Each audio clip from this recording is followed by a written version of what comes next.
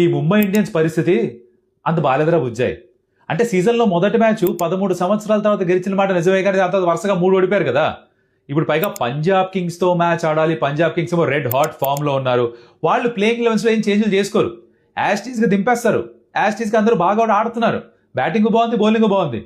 ముంబై ఇండియన్స్కి ఇంకో ప్రాబ్లం ఏంటంటే Rohit Sharma hamstring issue తోటి క్రితం మ్యాచ్ మధ్యలోనే బయటికి వెళ్ళిపోయాడు.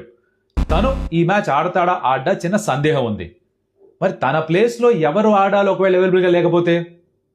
చాలామంది దానిష్ మలేవార్ని ఆడేసి సరిపోతుంది అనుకుంటున్నారు. కానీ నా ఫీలింగ్ ఏంటంటే ఒక నమన్ ధీర్ని ఓపెన్ చేస్తే ఎలా ఉంటుంది, కొంచెం అవుట్ ఆఫ్ ద బాక్స్గా ఆలోచిస్తున్నాను నేను. కాకపోతే కుర్రాడు చాలా అగ్రెసివ్గా ఆడగలడు, పవర్ ప్లే రిస్ట్రిక్షన్స్ కూడా ఉపయోగించుకోగలడు. నమన్ ధీర్ అతను కాదనుకుంటే తిలక్ వర్మకు ఛాన్స్ ఇవ్వచ్చుగా ఓపెన్ చేయమని.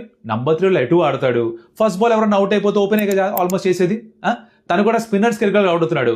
ఓపెన్ పంపించి నువ్వు కొట్టరా చిన్న అంటే ఎంఐకి ఏమన్నా బ్యాటింగ్లో కిస్మత్ కాస్త మారుతుందా అని నాకు అనిపిస్తుంది. మరి మీరేమంటారు? ఏమంటారు చెప్పండి.